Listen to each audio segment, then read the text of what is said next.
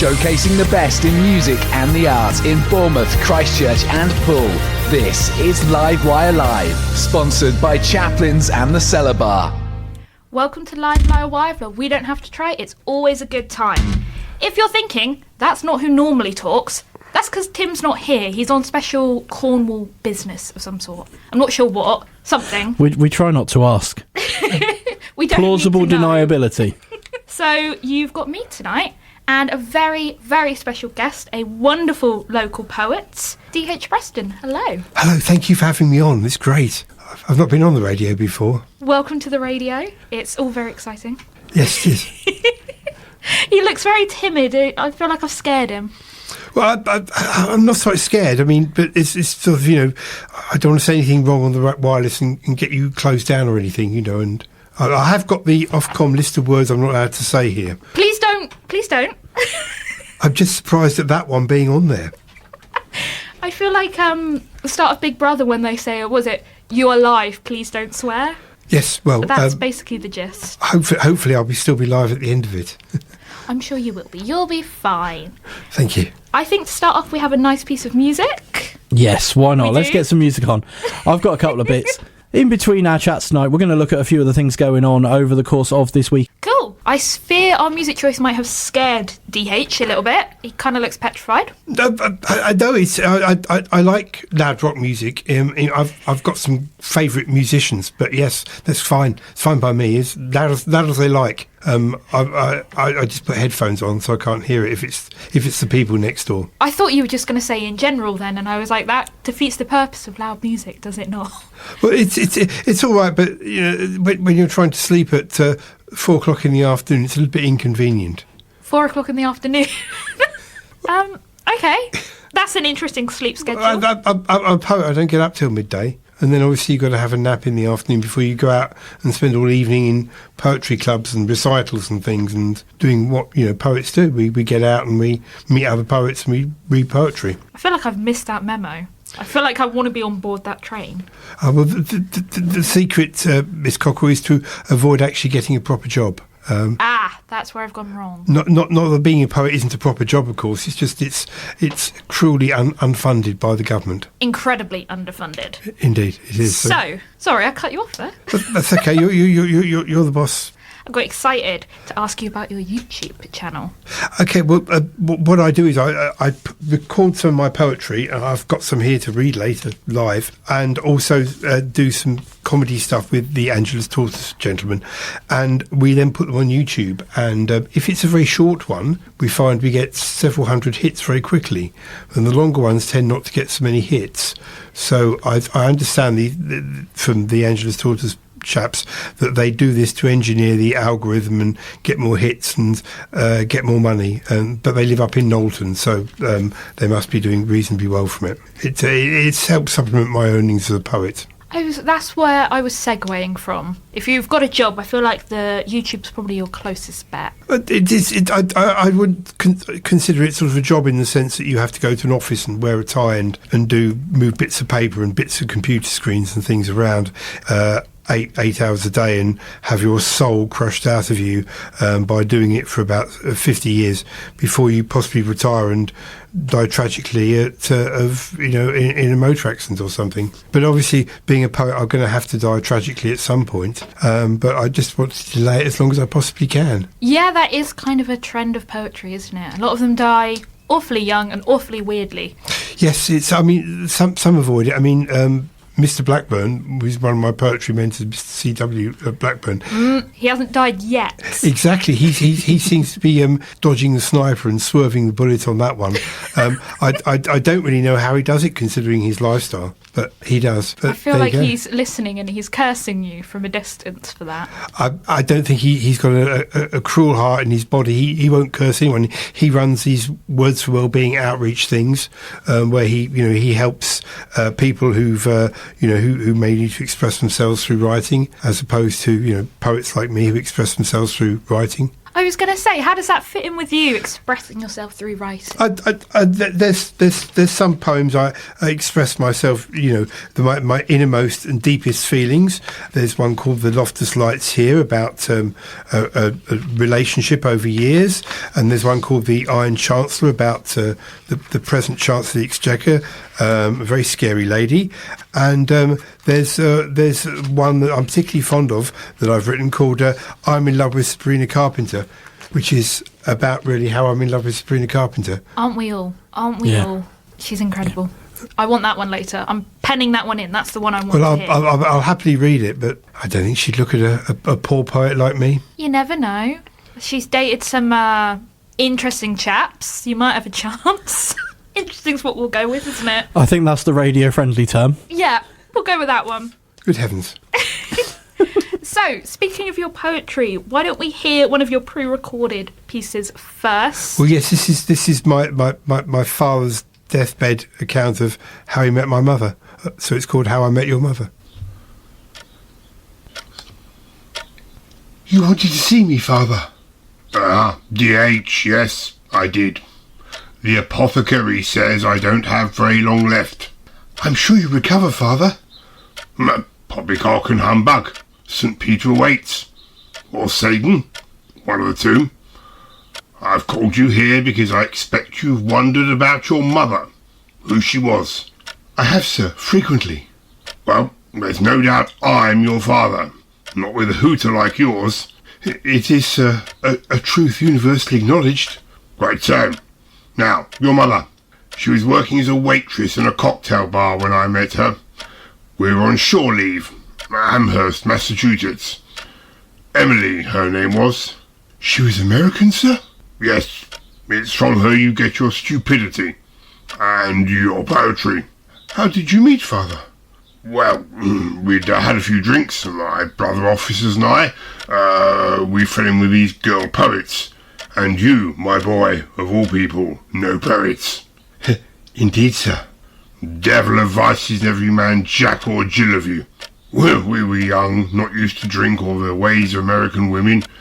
Anyways, cut a long story short, 9 months later, you end up here on my doorstep. Gosh, is my mother still alive, Father? I believe not. She gave you up to pursue her career. More tragic that way, you see. She wanted you to suffer for your poetry. Unlike the rest of us, you have to suffer from your poetry. I know you don't approve, Father. It wouldn't be so bad if you're any good. Anyway, your choice to suffer in poverty for the rest of your life. Father? I'm leaving all this money to the Cats' Home. I know you people like to die tragically. You take after your mother for that. A bit of luxury wouldn't go amiss, Father. Some food and stuff. Nonsense, boy. You're my son. I fully support your lifestyle choices.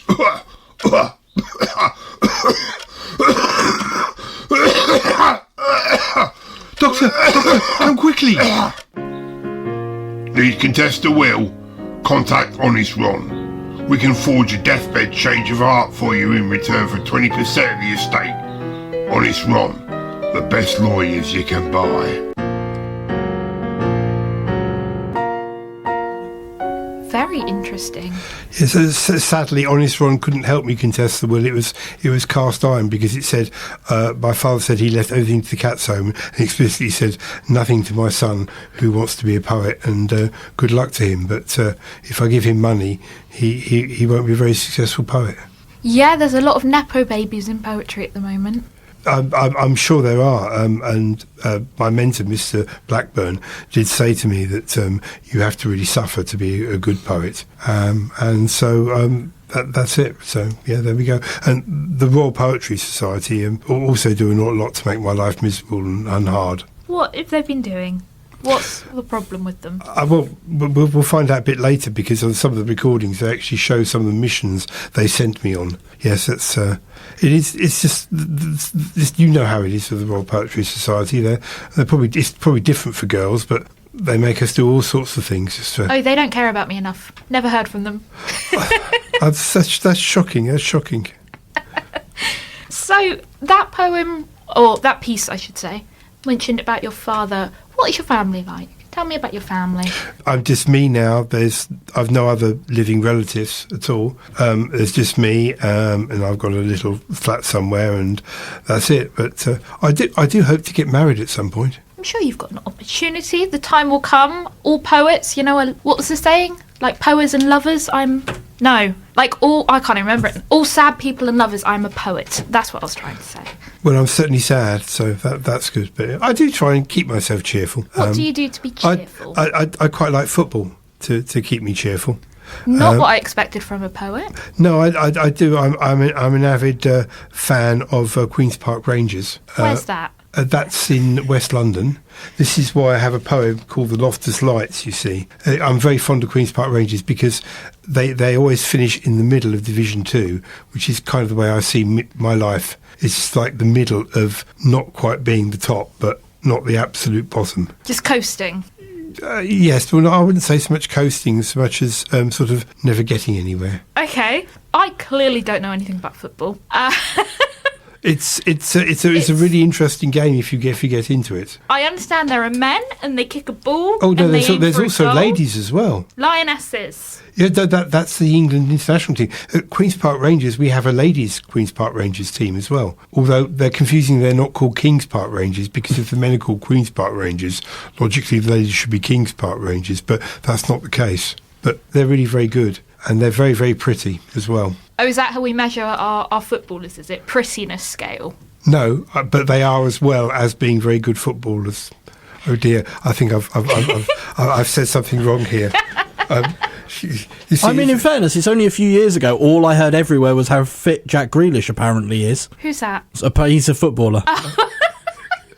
Well, I thought you'd have known. That's all I could hear from anyone who I went near. He has to run down the wing all the time, so that would keep him very fit. It would. Manchester City in England. Absolutely nothing. I know David Tennant, but that's only because he's married to someone. Not David Tennant. David Tennant? David Beckham. Right. And that's because he's married to Victoria Beckham. I'd be interested to see the Spice Girl. Yeah, be That's interested why I to know see. Yeah, David Beckham played Doctor Who, and David Tennant be married to a Spice Girl. No, he loves his wife too much. She's so committed. Indeed. Well, you can be committed by becoming a voluntary mental patient, of course.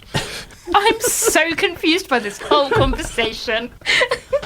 Now, before the show, you were saying, let's see if we can keep it on track. I was, and somehow we've ended up on football, which was not in the plan. Let's go back to the Royal Poetry Society, shall we? Yes, sure. It's not a question of going back. You can't actually leave once you join. If you ever try to leave, they'll erase your mind and your memories. You won't remember even being a poet.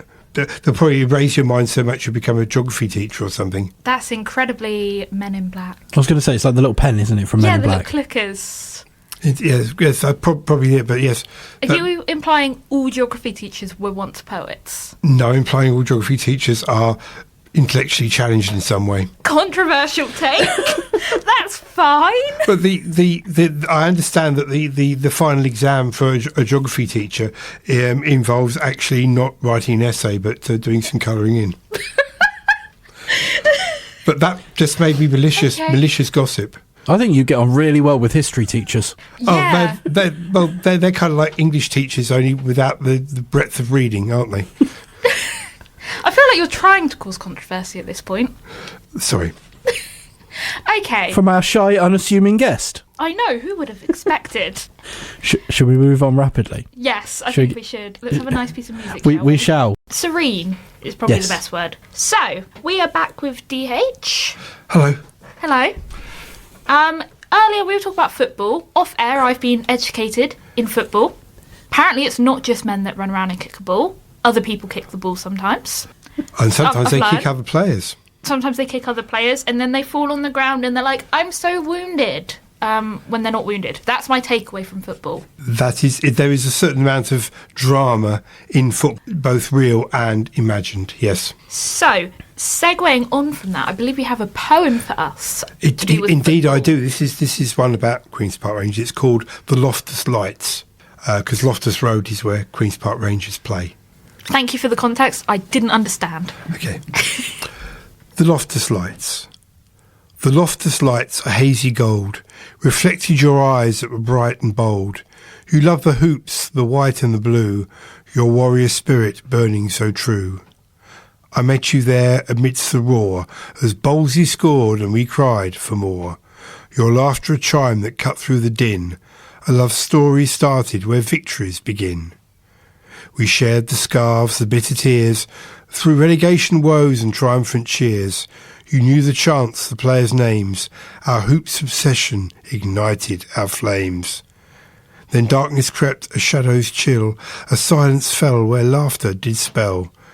The cancer came, a cruel, swift thief, stealing the sunshine, bringing but grief. The whistle blows, our game it is done, but the memory we fought, we have not yet won. Your memory lingers, a bittersweet sting. My queen, my park rangers, to your memory I cling. Still I now stand neath the floodlit sky, remembering your smile as the moments do fly. Forever my true love, forever apart. Your memories etched into my broken heart. Beautiful. Thank you. It's a made up story, but it's very heartfelt. Heartfelt made-upness. We love to see it. Yes, but I better make it clear that it's not a real story. Okay, so the Queen's Park Rangers are not... Oh no, Queen's Park Rangers are real. They actually do exist, but the people there are fictional fans. No, Okay. the Queen's Park Rangers exist. It's like God. They're really there. It's like God. And like God, you can actually see them because you could just go along if you can afford the ticket, which I can't, and go and see them play. I don't know if I've ever been offered the opportunity to pay for a ticket to see God, but... You could go see QPR. They've got the same number of letters as well. It must be true. Yes, that's true. Yes, that's it. Yeah. There's probably some significant meaning there in the letters or something. I hadn't thought of that. Gosh, there's a good idea for a poem there, I think. I dare say if I'm going to pay that much money to see anyone, it's going to be Sabrina Carpenter. Well, I'd like to do that as well. But there we go. It's not going to happen, is it, sadly? You never know. Maybe next tour we can go. We'll put you in the little booties, the boots. Yes, okay. Little sparkly rhinestone moment, little towel. Yeah, well, possibly. I'm not really sure about that. I think I'd like to appear to her more sort of rugged and reliable and dependable. We can do that. We can put you in a... I don't know what men wear to her concerts. Cowboy hats, maybe? That's trendy. Yeah, cowboy hat sounds good, yeah. I've got one of them. That is such a you response to come in with. Of course you've got a cowboy hat. What colour? It's like, I've got a creamy one, a sort of a cream-coloured one, because I didn't want to go for like a traditional black or dark brown. I'd go a bit different. Aren't the white-hatted people supposed to be the good ones, the good guys? I'm definitely not wearing a white one, though. So, but cream is sort of off-white, isn't it? So Exactly. You're good most of the time, but sometimes probably a bit naughty. Yeah, sort of anti-hero. That's the look I'm going for. Right. Anti-hero in a cowboy hat. I'm like the Punisher in a cowboy hat. Isn't the Punisher always in black? Isn't that like a solid part of that? Yeah, all right. I mean, normally the rest of my outfit's black, so... Okay, so it's just like a fun little pop of cream. Exactly. You go do a poem now, Miss Cockerill. I'm worried that we might kill the vibe slightly. I do know that you have a poem that maybe is a better segue for us into it on track 14. Okay. She's changing the script. I'm changing the script. Everybody's looking at me. I've got to twiddle the dial on the CD player. You're in charge. I mean, you're Hope FM's head of English. Did you do track 14 then, Mr. Yates? Track 14. But there's a poem actually in it because I read the poem in this one. This is a protest about what's happening on the other side of the Atlantic. It's called No Entry. Well, that wasn't what it was supposed to be. That one's on me. Technological error. I hit the wrong button. That was lined up. Have you ever considered a career as a geography teacher? It'd be great, wouldn't it? I can't keep it in the lines though. But I tell you what, shall we have the right track now? This is No Entry. On the shore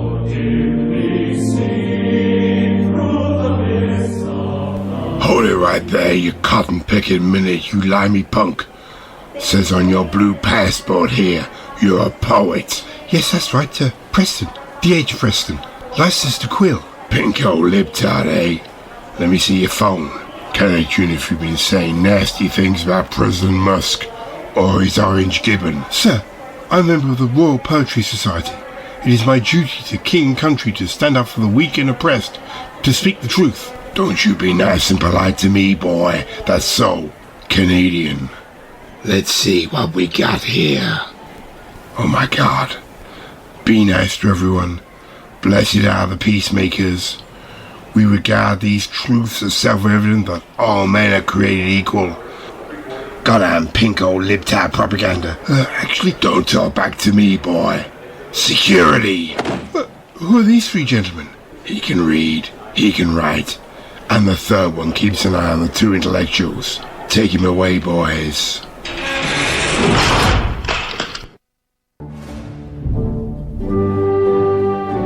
Mock someone with a disability, remove from the wed DEI for existing, terrorise people with your red hats and distilled hate. Yeah, you think you're tough. Well, try that with your small mind. See how far you make it down the road long term. We fight back, resist, take care of our own. You've crossed that line, it won't take long for you to find out. Empires of hate never last. Think you can scare and awe us with that small mind of yours? De-educate like it's all well come true? You say one day you're going to round up democracy? Well, that crap might fly on Box News, good luck, but it ain't going to fly in Europe or Canada. So try that with your small mind. See how far you make it down the road. Over here we take care of our own. You've crossed that line, it won't take long. Every action has an opposite reaction. Lose friends and alienate people? You've uncorked the bottle. You've just made us normals angry. We fought fascists before and we'll do it again. So, try that with your small minds.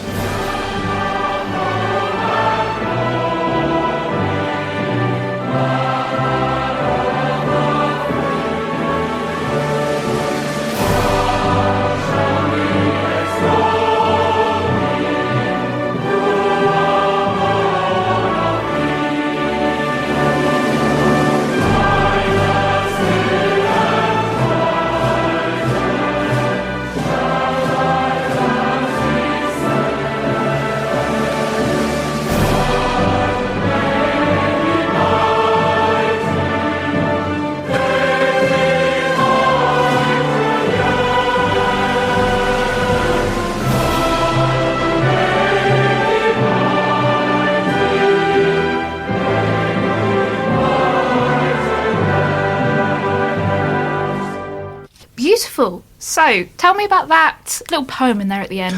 Well, basically, you sometimes hear these, with respect to Mr. Yates, these sort of redneck country songs about, how it's much better in the South where you can just shoot anybody who's slightly different from you. And I took some of the lyrics of one of those and I rewrote it to show how unpleasant these Americans, President Trump and his minions, are to people who are just a little bit different. Who knows? They're deporting people who should be deported. I mean, they'll probably start rounding up geography teachers next. Actually, that's not a We bad can idea. only hope on that side. But no, I think it's a really good point, and particularly we were just discussing off air with the Supreme Court announcement and stuff that has come out today. It can be a really tough time for some people, particularly for people from minorities, or the people in your poems, geography teachers included. Yes. For anyone who has not had that, the really concise version in a nutshell is the Gender Equality Act no longer protects trans people, and whether you are in support of that or not necessarily, people deserve human rights, people deserve to be protected. That's all I'm going to say, Nick, 'cause I promised them I wouldn't go on a soapbox. I've got my hand hovering over the Yeah. volume control for the mic, just in case. I told Dom to cut me off if I did.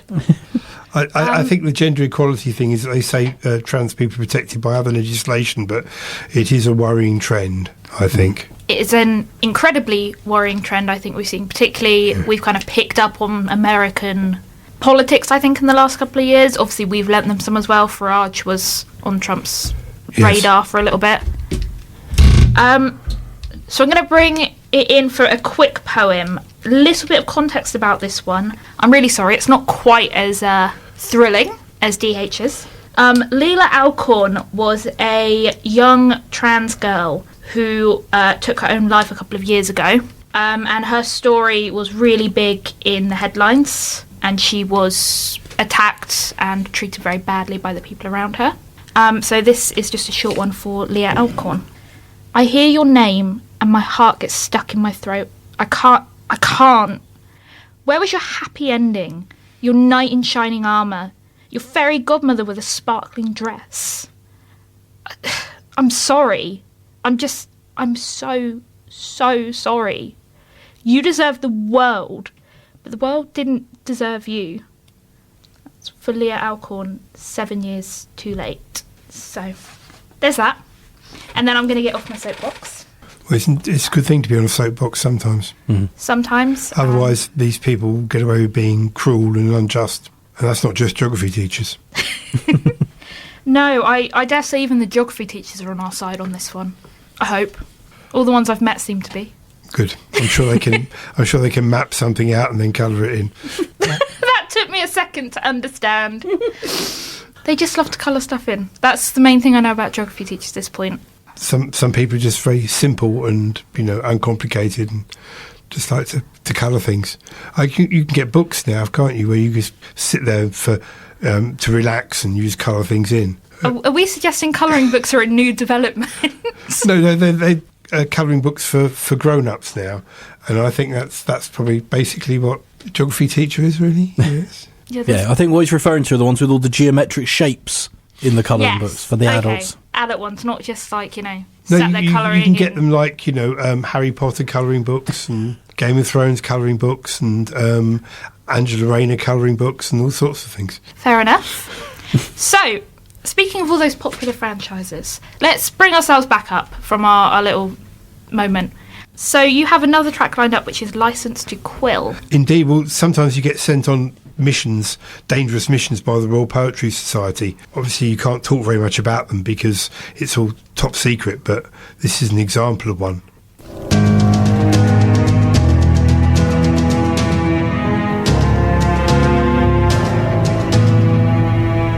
You expect me to talk? Nay, Mr. Preston, I expect you to die. The Royal Poetry Society will stop you.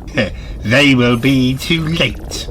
I already own all the rights to your collected works, and dead poets sell far better than living ones. Think of it. Anthology after anthology after anthology, endlessly recycled for profit.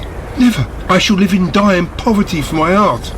Fame, Mr. Preston, you cannot avoid it now, and when we run out of your work, well, my artificial chatbot can continue to produce so-called new, undiscovered works. What then of your license to quill? Your plan is doomed, Fetish. The experts will soon uncover your fraud. Whole PhDs will be written about it. The gullible general public will still buy it. Quite literally. Oh yes, Mr. Preston, I can see it all now. A bad Hollywood biopic, perhaps, to finally trash your reputation. You fiend! Maybe I'll have you portrayed as a laudanum addict, a tortured soul who's overly fond of alcohol and ruining naive young women. That's actually quite accurate for us poets. No, it's just a bad stereotype. What about Emily Dickinson? You think? Em regularly mainlined ibuprofen, and she drank 2 bottles of Stella a day. She once went on a date with all of Take That. Why do you think Robbie left? Never forget, it only takes a minute to relight my fire. Everything changes, but Em. And I fully intend to rule the world. I think not.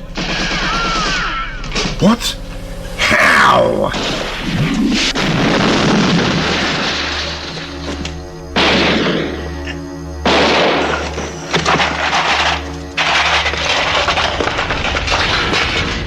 Oh, you know what, D.H.? Yes, I knew I could count on my mates from the King's Own Royal Mounted Poets to get me out of jail free.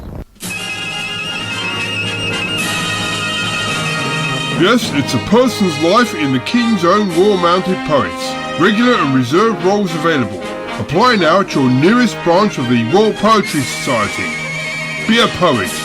Be the best. So that's given us a really interesting insight to some more of your secret work with the Royal Poetry Society. Yes, well, as it mentions at the end, I am a member of the King's Own Royal Mounted Poets, as well as part-time member. So we meet up at weekends and we train. There's a piece about it later. And basically, yes, when the balloon goes up, we'll be ready to use poetry and armoured fighting vehicles against Putin's hordes.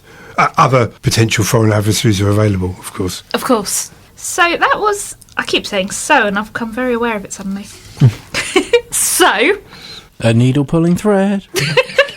Yes, quite, yeah. Sorry, I couldn't help that one. No, you're right. So let's go back to... I said it again, and now it's just stuck in my head. Let's go back to talking about being part of the Royal Poetry Society and what other career options that are or aren't available to poets. Well, as a member of the Royal Poetry Society, they just sort of make sure poets behave professionally, as poets should. There aren't any actual career advantages from being a member, but you do have to pay your fees or you're not allowed to practice as a poet. So there's no... You're not employed by them, you have to pay your fees, but they still get to send you on missions. That's right, yes, basically that's it.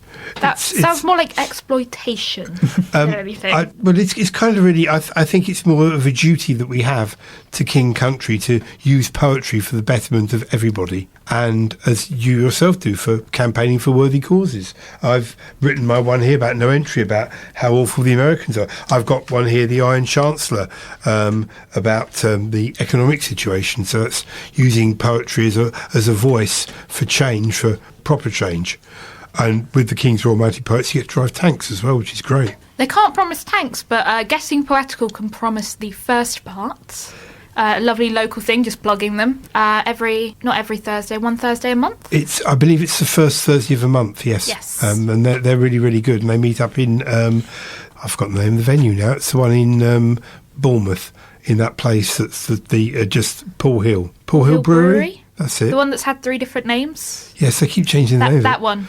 I think it's to avoid having to pay income tax. If you keep changing your name, Rachel Reeves will never track you down and make you pay your tax. Obviously, as a poet, you know all about avoiding tax.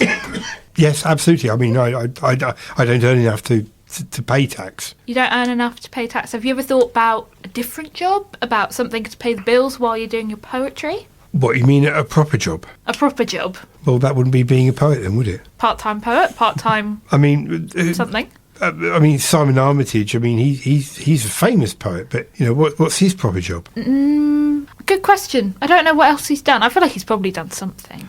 I don't know. I don't know. Maybe he puts the bins out or something. Maybe he works on the bins, or, you know, it's... Maybe. I don't know. If you think of poets, think of what poets have got sort of proper jobs, day jobs, as well as being a poet. I do. Oh, yes, you do. I don't know if there's any others. Maybe that means I'm not a proper poet. Maybe that's the angle here. But you're certainly not an improper poet, which would be a completely different thing entirely. Sure, definitely not. 100% not. That could get you struck off the Royal Poetry Society. You'd lose your licence to quill. It's okay, they haven't asked me anyway. I'd love to go on some dangerous missions. What's the most interesting mission you've ever been on for them? Well, I'm not allowed to talk about them, that's the problem. You get to travel, you know, around the world and do interesting things. And, you know, what have you. I feel like that's missing something. You're not allowed to then talk about your interesting missions. Well, it's because it's top secret. And if you talk about it, they will make sure you never talk about it again. They've gone up to poets and said, you're going to do something fun and you can't write about it or tell anyone about it. Yes, because because otherwise you'd be breaking the poet's code. And if you break poet's code, it's just not very good. You suffer from that. I'm doing a hand gesture, but we're on radio, so that's not really helpful. It works so well. If anyone's watching through the webcam, they'll be fine. Yeah, it certainly sends a message, that hand gesture, yes. It's a lot nicer than the hand gesture she gave me a minute ago. I did nothing. Okay, so, DH, you had another poem for us? Indeed, I do. This one's called The Iron Chancellor. Rachel Reeves is the Iron Chancellor of the Exchequer. Like on a chessboard, she balances the nation's accounts, taking from one square and giving to another. Rachel Reeves is the Iron Chancellor. Like me, she admires Sabrina Carpenter, though I didn't get free tickets or have a picture of Harry Styles on my desk. Rachel Reeves is the Iron Chancellor. As the Russian bear looms, she is budgeting to protect and survive, borrowing from Peter to pay Paul. Rachel Reeves is the Iron Chancellor. Peter is pretty annoyed. Paul, not so much so. I hope she makes all poets tax exempt. When you're on the front line of popular culture, every little helps. Lovely. I like that little reference at the end, little Tesco moment. Other supermarkets are available. Other supermarkets are available. Indeed they are, yes. Other chancellors, hopefully, will be available. So, why That's very, very, very witty, Miss Cockerill. controversial opinions. So why don't you tell us who that is, for the people who might not know? Well, Rachel Reeves is the Chancellor of the Exchequer, and she's obviously got a very difficult job balancing the country's finances by taking heating allowance from old people and giving tax cuts to big multinational corporations.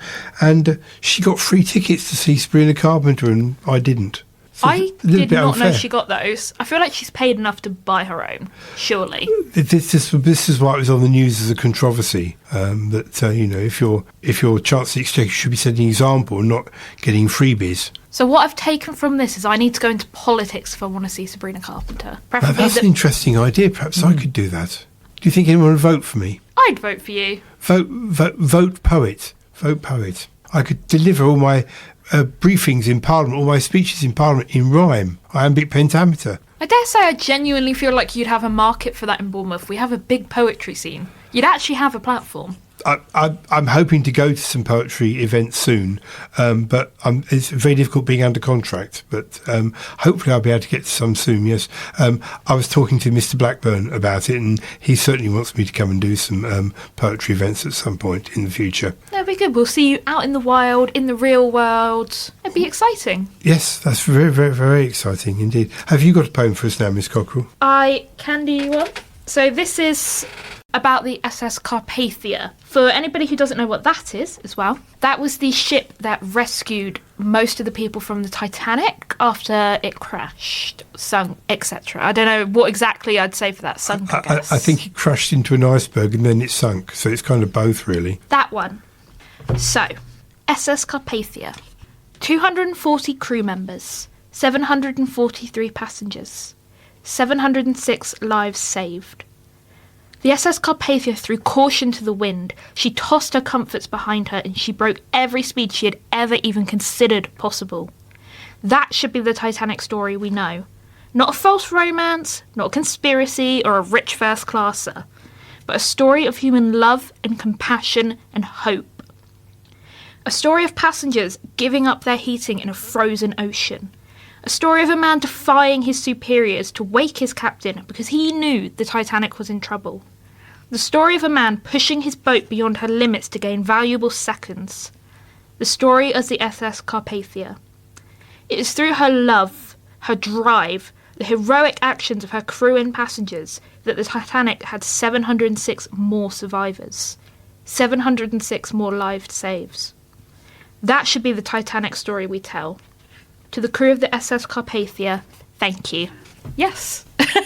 That's very, very, very, very powerful, yes. It's an interesting way of looking at it. I am incredibly emotionally attached, I fear, to the existence of the Carpathia. The idea specifically that one of the men got the report that they were in trouble, went to try and report this, and he was told, no, be quiet, it's not a thing. And he physically pushed past them to wake up their captain to tell him. And I'm very invested in that idea that people are good and people will put themselves on the line to help people. I think it's a really nice sentiment. And I think it's better than the Titanic film. Controversial opinion.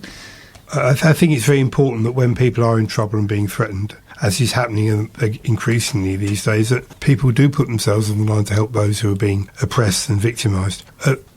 Brings us to the next recording, which, if you could play that, which is about a trial I had to give evidence at. It's called the Daffodil Warriors.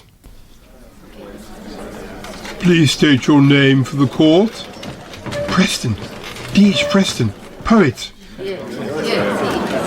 Mr. Preston, you are, I believe, a state-registered poet. A member of the Royal Poetry Society, no less. I am. Mr. Preston, do you recognise the accused? I do. Would you explain how you know him? Well, I met Bill here at William Wordsworth when he was wandering lonely as a cloud at a poetry slam. And at that time, did he express an unwholesome interest in daffodils? No, but that's not so much a question of wanting to be interested in daffodils. It just sort of happens. All of a sudden, as I understand it, people realise that that's what they like. Please just answer the question, Mr. Preston. When did you first notice the, shall we say, tendencies in Mr. Wordsworth? Well, I was at an I Stedford. We'd had a lot to drink, passed around the laudanum as you do, and we were leading naive young women into ruination. Young men too, of course, all gender neutral. Poetry is an equal opportunity art. Anyway, some of the poets started giving each other bunches of flowers to sniff. And what else did these so-called poets do? Well, some started kissing them. Mr. Preston, was that all? Yes, that was all. Absolutely. And what was your reaction to all this? Well, I was shocked, of course, but gradually I came to accept that it was their lifestyle choice. Lifestyle choice? Ladies and gentlemen of the jury, lifestyle choice. Mr. Preston, are you aware of the age of consent for a daffodil? I am not. 21, Mr. Preston. 21! I didn't know. It's not my thing. Not my thing. Do you then condone this so-called daffodil worrying Mr. Preston? No, but I've written a poem about it. I rather feared you had. Okay. The fields where golden blooms arise, the daffodils greet the morning skies, with petals bright like sunlit gold. Their story of spring is gently told. They dance in breezes soft and light, a sea of yellow, a pure delight, each joyful face a gleeful cheer, calling the warmth of springtime near. As sunlit filters through the trees, they sway and nod with tender ease, a glimpse of hope in every sway, welcome the dawn, a brand new day. A golden host, a sunny sight, daffodils dance upon the morning light. Their trumpets blow a joyful sound across the fields on fertile ground. Each slender stem, those vibrant jugs, with petals bright, I'm not on drugs. A cheerful smile, a gentle sway, they brighten up their dreary day. The breeze, it whispers a gentle song, as daffodils dance all day long. Their sunny trumpets upwards turn, a lesson bright for us to learn. Of hope and joy and life anew, in shades of gold and sunny view, a simple bloom, a perfect grace, daffodils all one in time and in space. So let us walk where daffodils grow, and find the peace nature bestow. In their bright embrace we see life's charms, in stalking them some yet find their calm.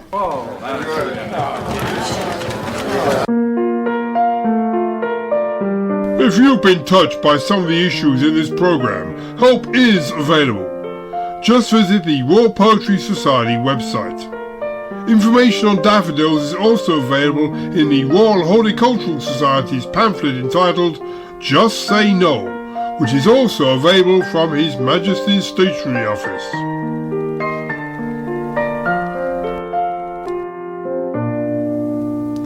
A lovely little piece there. We were just discussing off air that there's almost a hidden meaning behind this that maybe wasn't intentional. It wasn't. I didn't know until you mentioned that wearing a daffodil used to be a way that gay people contacted each other. Yeah, there was this whole history of it wasn't the only flower. There were 3 or 4 different flowers. But it's why whenever you see a picture of Oscar Wilde, he's always got a flower on him. Right. It was a purple... I can't remember what his flower was. But it was like a whole language behind it. In flower language in Victorian times as well, a cactus meant I hate you, which I think is always a lovely little additive to have. I think that sounds understandable. So That gives a whole new layer to that poor trial of William, but he got off in the end. He did okay. He made it out. Which is another one that I've got no idea where that is. We're doing great on directions. Where's a geography teacher when you exactly. need? We could do with a geography teacher. So, again with the let's start discussing what maybe poets can do to help. We've talked a lot about social situations, about the issues people are facing at the moment. What do you think poets can do? I think poets can write sympathetically about people who are being oppressed and minorities and being picked on, and make sure that people understand that there's a difference between living your life your own way and trying to ruin someone else's life. And it seems to me that the world has shifted to people deliberately trying to inflict their way of life and their views on others. And again, I've got to mention the orange gibbon in the United States Yes. and in his minions for an example of doing this, which is it's out and out racism. It's hatred of what they call DEI, minorities and everything, just because they can, and it has to be resisted. And hopefully we have nothing like that happen in this kingdom. We can hope, but the optimism is waning. Things are looking quite tough out there. They are, but I think it's not as bad as it could have been a few years ago. Yes, things are growing and developing.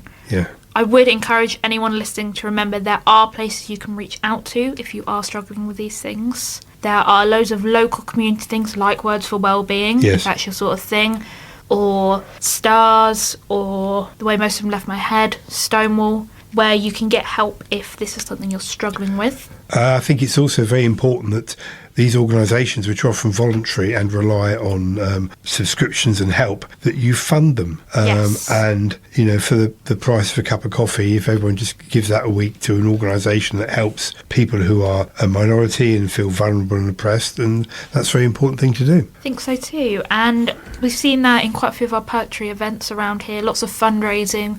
It's been a really beautiful community, I think, for that. And it's really nice to see everybody banding together and using the arts for something good.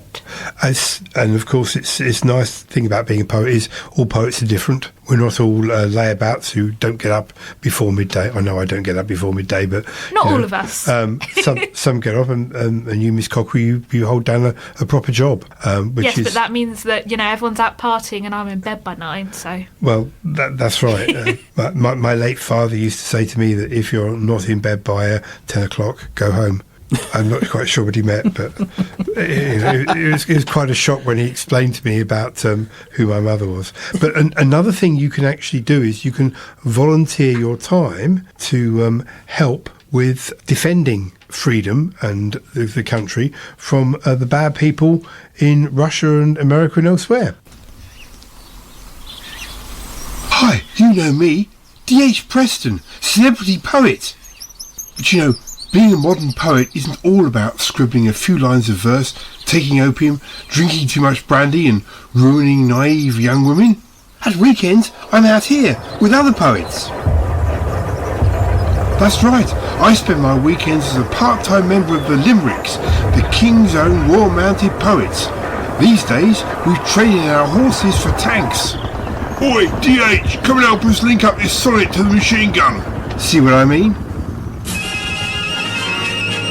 Yes, it's a person's life in the King's Own Royal-Mounted Poets. Regular and reserved roles available. Apply now at your nearest branch of the Royal Poetry Society. Be a poet. Be the best.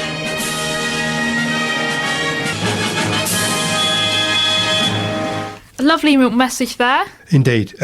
We have to, be prepared to fight against the bad people who would oppress people, and the King's Own Royal Mounted Poets, the Limericks as we're called, is one of the great things to do, and you get to drive tanks, which is really, Always really a fun. bonus.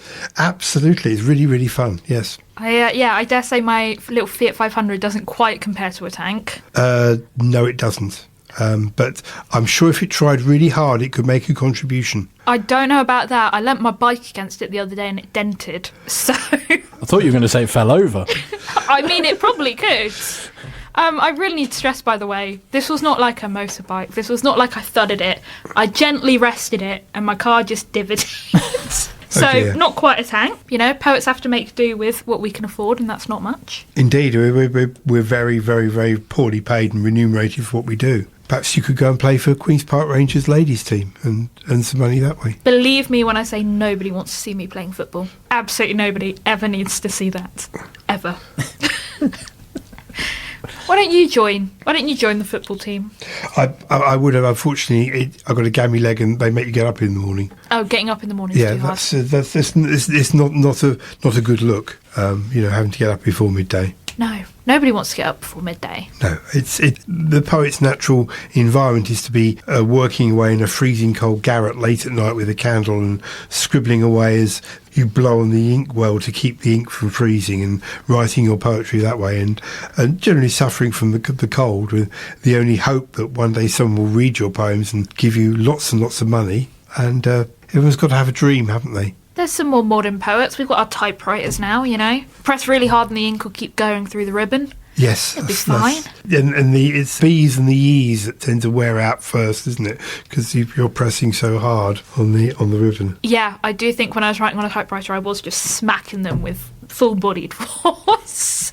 I actually broke a typewriter once from tapping too hard on it. It's a little portable one, but it didn't last. They have a fixed life. They don't last. The amount of pounding they get, it will break them very, very easily. Was that your poetry? You're so enthusiastic.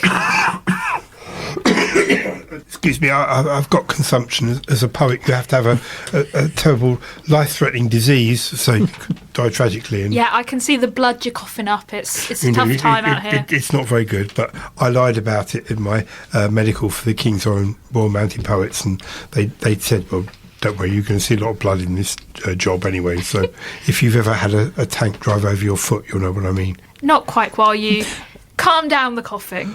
So, every time with the so. It's my only segue, apparently. You could try moving on now, and now for something completely different. Anyway. Doing a complete 180. Yes. We could go with that. DH, you have another one coming up called The Monster.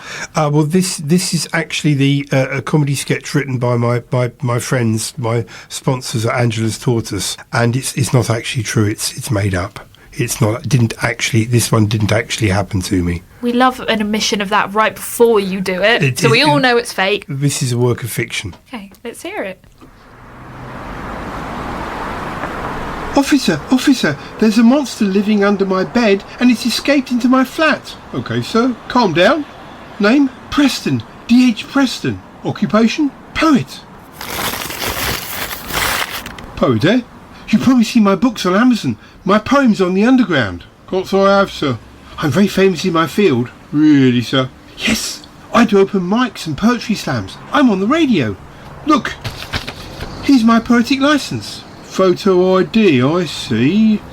D.H.Preston, Fellow of the Royal Poetry Society. Okay, so looks legit. What's this alleged monster done? It was under my bed, and now it's escaped into my flat. It's eaten all my crisps. Okay, sir, calm down. Are you sure you're not imagining this? You're a state-registered poet after all. No, officer. Could it not be mice eating your crisps, sir? Mice aren't 5 foot 5 inches tall. 1.65 metres, sir. We're metric here at Wessex Police. Whatever. It's also stolen my car keys, so I can't escape. I was minding my own business. I'd just got up. It was just after midday, you see. And there it was. In my flat. Just I imagined it in one of my laudanum and alcohol-fueled dreams. Laudanum, sir? It's prescription. I'm a poet. Okay, right, sir. So you dreamed this monster up, and then it became real. Is that what you're saying, sir? Yes. And then it ate all my crisps. Right, sir. Aren't you going to arrest it? That's my flat over there. Control, police gentlemen here, investigating possible break-in at Drinking Rolling Towers. Over.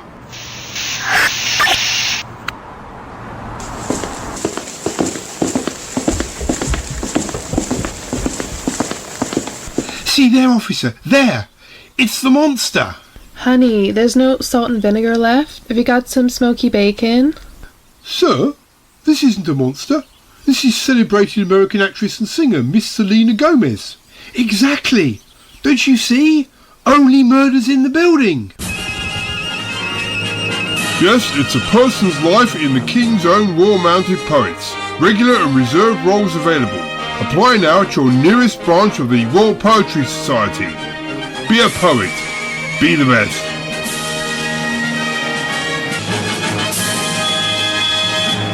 So we've got two celebrity crushes going on now. Sabrina Carpenter, Selena Gomez. No, as I said, it's made up. Oh, it's totally made up. It's not based on Sabrina Carpenter's crush. The crush on Sabrina Carpenter. I have one on Sabrina Carpenter, but the Selena Gomez thing is the Angela Tortoise men said it would be funny because we know a poet who has a crush on Selena Gomez, so that's why we thought it'd be funny to say like that. We're getting the whole trifecta. We've had Gomez, we've had Sabrina Carpenter, CW is obviously Hopesy in love with Taylor Swift. Yes, Covering all bases. Indeed. Well, yes. Look what you made me do. But, well, we couldn't go a show without mentioning Taylor Swift. It wouldn't be right. She's very nice, but not the girl for me. We also, I think, can't do a show without mentioning Tim, who is sadly not with us. He's not dead. He's just not here. Off on special Cornwall business. Indeed. Now, I do actually have a poem that I could read about Cornwall that I brought in because I wasn't sure whether Mr. Hayward was going to be here or not. And obviously it's difficult to know when he's like the Cornish Pimpernel. You seek him here, you seek him there. And it's hard to pin him down. Especially hard. He is quite a stocky built gentleman, yes. Well, we can do this as a little tribute to Tim. Okay, this is called A Cornish Symphony. When I heard the news, paid my union dues, got up and danced away. Living alone without a home, no charge for my telephone, just living from day to day. It's a long road, is the A303, Hampshire to the West Country. Ain't Route 66, but you still get your kicks, travelling north of Salisbury.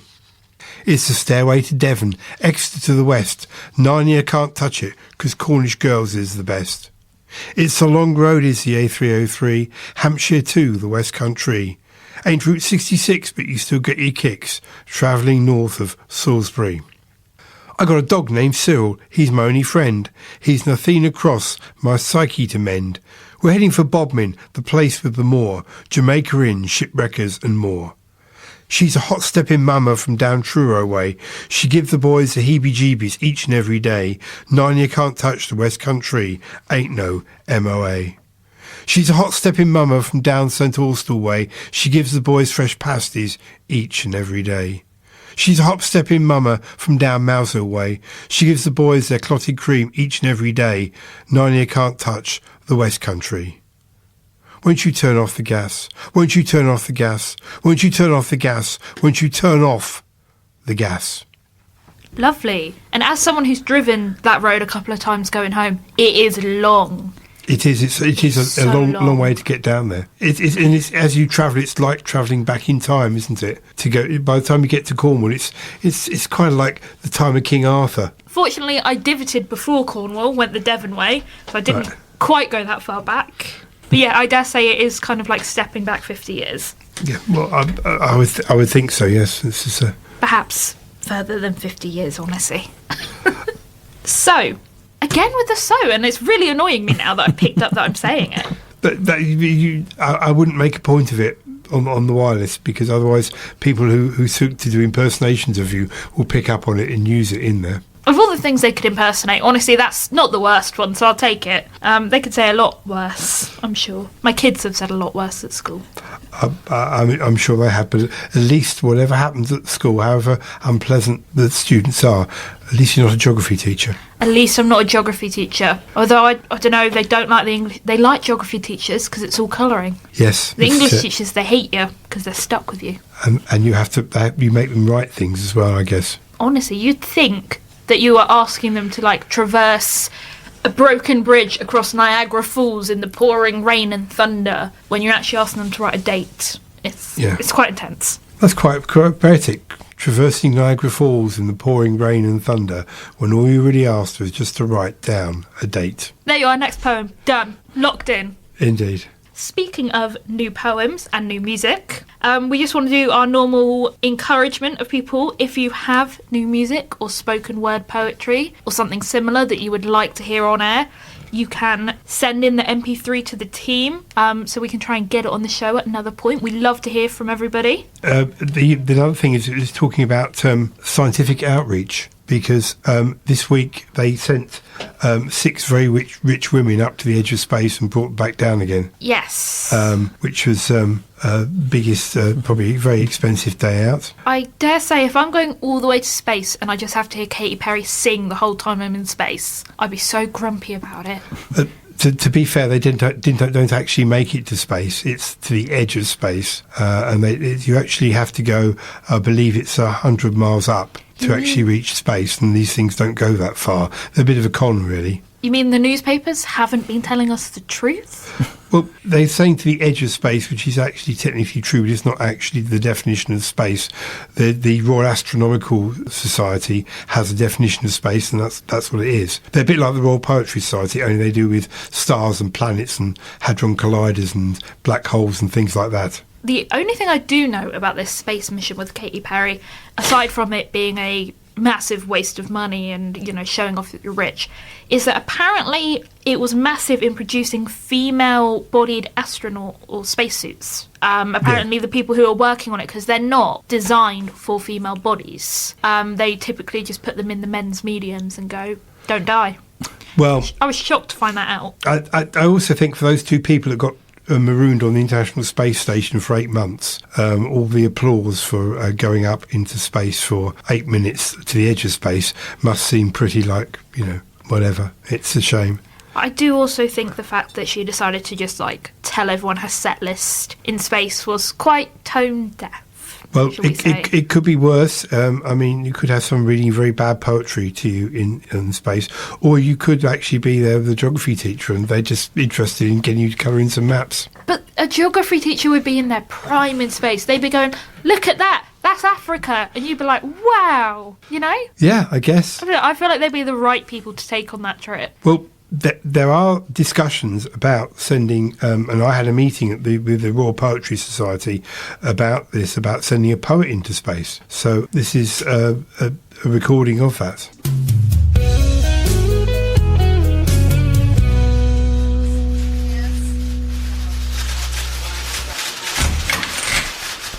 You wanted to see me, sir? Preston, yes. Well, I want to be down the bush, as you know. Here at the Royal Poetry Society, we've been re-reviewing our funding. Oh dear, sir. Oh dear indeed, Preston. Rather our lack of funding. It's almost like they don't care about poetry, sir. Quite so, Preston, quite so. Now, it seems these science chappies somehow wangle all the government funding. There seems to be some kind of systematic entrenched belief and bias that science and technology have more practical use than poetry. Is this like that medical research thing, sir? Quite so, Preston, quite so. Those bastards and their life-saving and prolonging skills have bled us white of money for years. They simply don't understand the artistic value of dying tragically at an early age. Indeed, sir. But how does this affect me? Good question, Preston. Have you heard of a bunch of chappies called ESA? No, sir. Are they some kind of progressive rock band beat group? Well, that was my first thought too, but no. ESA stands for the European Space Agency. Apparently they, and their friends abroad, send rockets and people and satellites and stuff up into space. Are such things possible? Apparently so, Preston, and very good publicity. All over the mainstream media. They send all sorts into space. Teachers, geologists, prose wallers, comedians. So we've decided that what we need to do here is to send a poet into space. Gosh, sir. Gosh indeed, Preston. We want you to spend 5 years training with a multinational team of arts coves so you can be the first poet on the moon. Oh no, sir. Not me, sir. No way. They make me get up before midday and do all sorts of horrible things. Exercise, probably. Cut out the laudanum. No, sir. Not me, sir. Oh, dear. I'm sorry to hear that, Preston. Such a shame you're selfishly choosing to let down your king and country. The French are sending a mime artist. The Finns a maudlin composer. The Americans, God help us, are planning to send a pop singer into space on the same programme.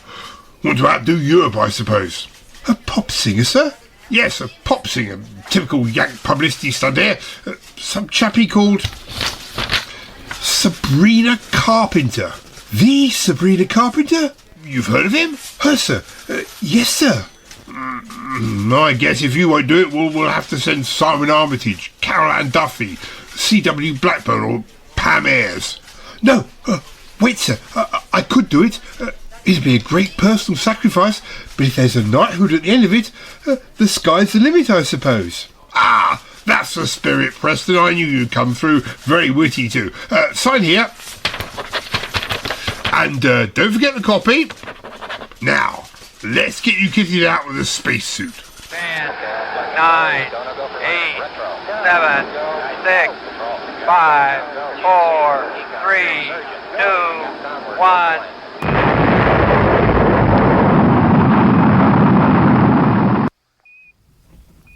There you go. Going up into space with Katy Perry. You imagine, because she serenaded them all there. And can you just imagine, she's up there singing Baby You're a Firework.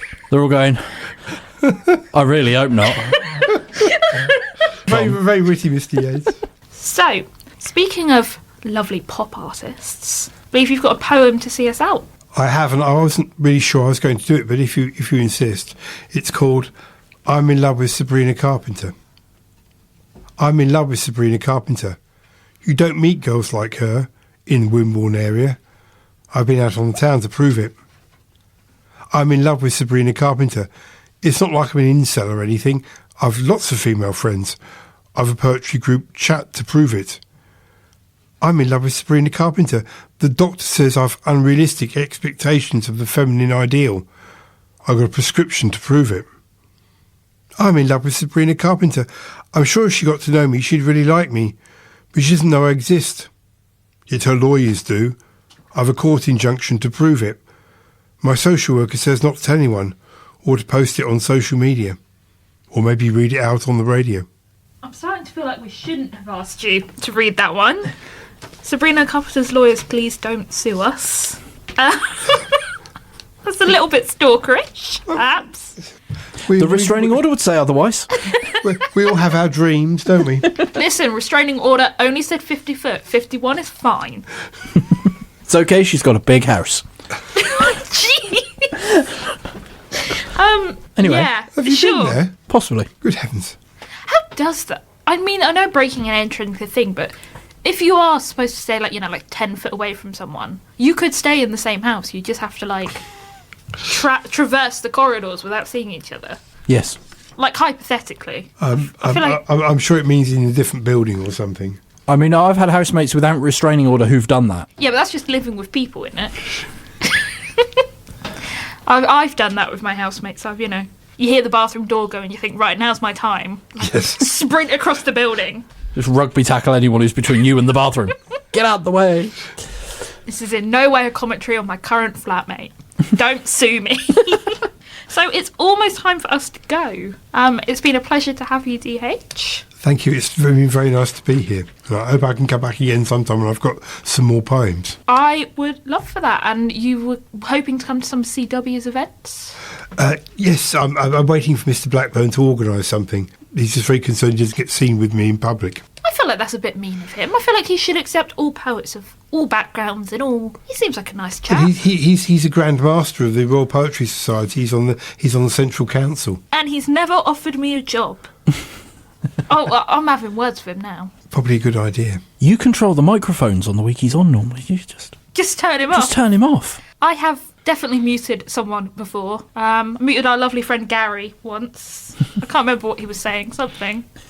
I've done that with Gary as well, though. And Conrad, normally I have to sort of fade out halfway through, otherwise we don't get any songs played. If they don't know, it's fine. Just let them keep talking. Play the song. The thing about old people probably is best if they were just sort of euthanised and make way for younger people. Isn't it a good idea? Had to end it on another controversial note. Exactly. That was a joke, by the way. going to say, we've been saying civil rights for all people, but not old But for not old people. Isn't it the Iceland way, where when they get too old to be useful, they take them out in the middle of the night in their pyjamas and leave them? Earlier, off air, we joked about trying to ostracise every single person listening. I think we might have just achieved it. Succeeded. We're at 0 listeners. I need to find a sound clip now of like some cha-ching or something. I don't know. I'll never find it. Anyway, we are getting towards the end. We're going to go out with a couple of tracks. I think that's just far enough in this area that Tim won't shoot me for putting that on. Tim's not here. Nice. But yes, your 15 seconds, take us out. Thank you very much. Thank you for having me. It was a pleasure to have you. Dom, thank you for the desk. Pleasure as always. Livewire Live.